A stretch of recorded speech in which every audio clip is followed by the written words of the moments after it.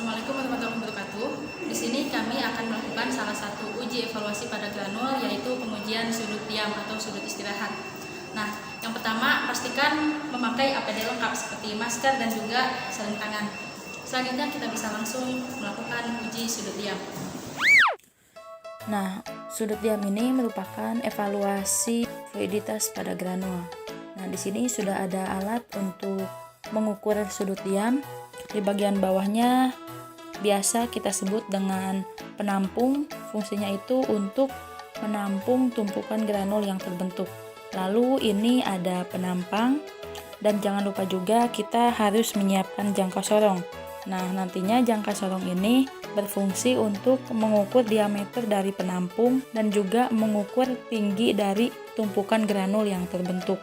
Langkah pertama yang harus kita lakukan yaitu menimbang granulnya terlebih dahulu. Dan sebelum granulnya dimasukkan ke dalam alat, kita harus mengukur diameter penampungnya terlebih dahulu. Lalu masukkan penampang, setelah itu granul dimasukkan ke dalam penampangnya.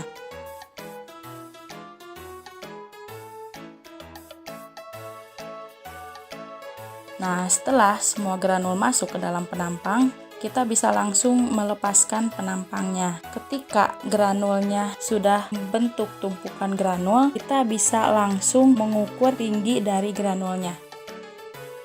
Nah, setelah kita mendapatkan tinggi dari granulnya, kita bisa langsung memasukkannya ke dalam rumus. Nah, rumusnya itu adalah alfa sama dengan tan min 1 H per R.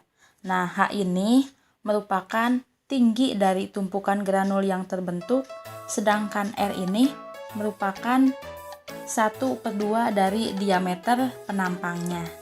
Nah, setelah itu kita bisa langsung melakukan perhitungan dengan cara memasukkan nilai H dan juga memasukkan nilai R. Nah, dari hasil perhitungan tadi kita bisa langsung masukkan ke dalam rumus, di mana tadi diketahui tinggi dari tumpukan granul yang terbentuk itu 3 cm, diameter dari penampangnya itu 4 cm, sehingga nilai jari-jarinya itu berarti 2 cm. Lalu didapatkanlah hasil 56,3 derajat. Nah, 56,3 derajat ini tidak memenuhi syarat karena lebih dari 50 derajat. Sedangkan di USP itu dicantumkan kalau nilai sudut diam itu jangan lebih dari 50 derajat. Ketika lebih dari 50 derajat berarti itu harus dilakukan reformulasi. Nah, setelah itu kita bisa melihat flow propertinya pada tabel ini.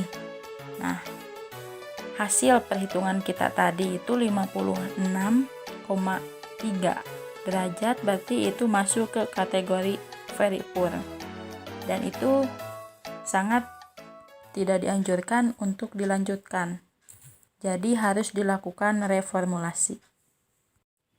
Nah, sekian prosedur dari pengujian sudut diam beserta simulasi perhitungannya. Semoga bisa bermanfaat bagi teman-teman semua. Kami dari mahasiswi Fakultas Farmasi Universitas Bakti Kencana. Sekian dan terima kasih.